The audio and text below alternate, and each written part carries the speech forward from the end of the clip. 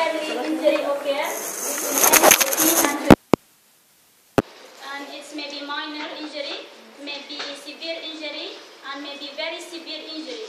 The minor injury, the only effective treatment to the rest of the limb, to the rest of the muscle, the affected muscle, and that's pain side of the muscle. The second one is severe muscle. Second one is severe brachial plexus injury, and the effective treatment for it is grafting or transfer the nerve. Last one is very severe injury. Very severe injury, unfortunately, there's no treatment discovered until yet. This about brachial plexus injury, about introduction. Now I will research the radial nerve injury. Radial nerve injury may be injured as commonly like one drunkards. It's like if it's he or she sat in chairs like this. He sat like this and he is a drunkard, he drink wine and he is put his hand over the back of the chair like this, and the edges of the chair is compared to this side, and that's painful, and this she has unconscious at that moment, and that's lead to injury of the radial nerve at this side. Another one is the fracture of the humerus. Fracture of the proximal end of the humerus also lead to radial nerve injury. And other one is when someone is fixed badly fitting crutch here like this to be as a purpose of treatment, and that's compressing and also lead to injury of the radial nerve.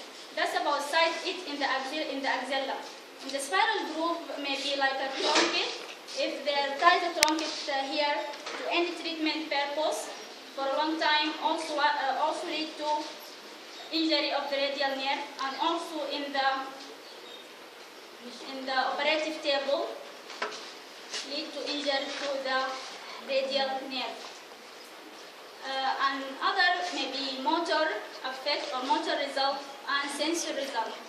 The motor result is one like patient feeling paralysis to the anconis muscle, to the triceps, and to the extensor muscle.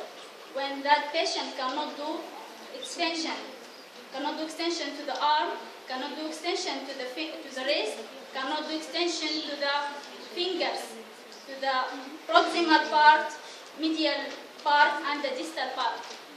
Possibly in the proximal part, but in the middle and in the distal, she or he cannot doing flexing, and that's which it is called wrist drop syndrome, which a patient become like that. This is the effective one, and this is the normal one. Patient, this is the normal, can do flexing, but here he can't do any flexing.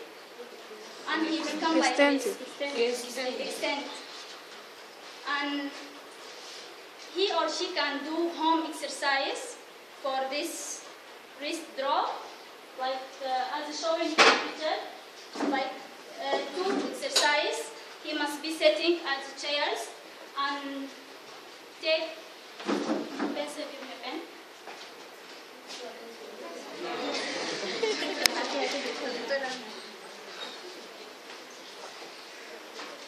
Sitting and support his hand, his arm in a tight, and put a pencil here. Become like this, and do rotation many times, 25 times, and also can do it in the normal hand.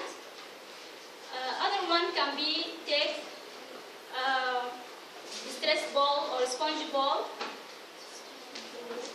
Compress here and doing like this 10 times, and also can be doing in the normal one. That's about the radial nerve injury. Another title I will speak about is ulnar nerve injury. The ulnar nerve injury is firstly I will recall the muscle which are paralyzed and they are not paralyzed. First one is flexor carpi ulnaris and flexor digitorum profunda, and also the adductor pollicis longus, which the patient losing ability to adduct the thumb. And we can doing a test for the patient to know if he or she having ulnar nerve injury. You can take a paper, take a piece of paper like this, and patient of the ulnar nerve injury losing functionally of the tendon of the ring and the little fingers. That's mean 4 and 5 digits. This is the normal one, and his hand become like this. She or he cannot doing extension. You can testing him or she by putting a piece of paper and put between her fingers. This is the normal one. This is he can or she resistance.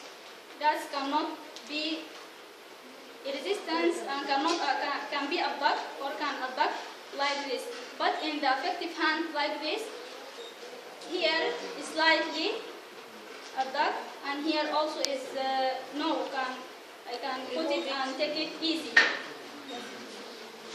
Other one in a test, patient can instruct him to put his hand or arm like this and put his thumb like this, and instructed him to be flexed. This is the normal one, can be do it easy, but here in the effective one, he likes shivering like this. He can doing it very well. Okay, and also other one is called Fromming sign. Fromming sign also doing by the test of the flat paper or card like this, and also put it here the paper, and I will pull it. Here I can't pull it because he have a strong grip. In the affected one, he losing a strong grip because he having the tendon, losing the tendon of the ring and the little fingers, and also losing the paralysis of the adductor pollicis longus. And I was mentioned he cannot doing that movement. That's all about the brachial plexus. Firstly, I will speak about brachial plexus injury. As I will said, is it minor, is it a severe, and is it a very severe? Resting for one. Secondly, just transfer to the nerve or grafting. Finally, very severe, there is no effective treatment. And other one, ulnar nerve, radial nerve have a wrist drop syndrome like this. Patient cannot do extension. Last one, ulnar nerve, and patient having claw hand. This is called claw hand. She losing the tendon of the ring and the little finger. Thanks.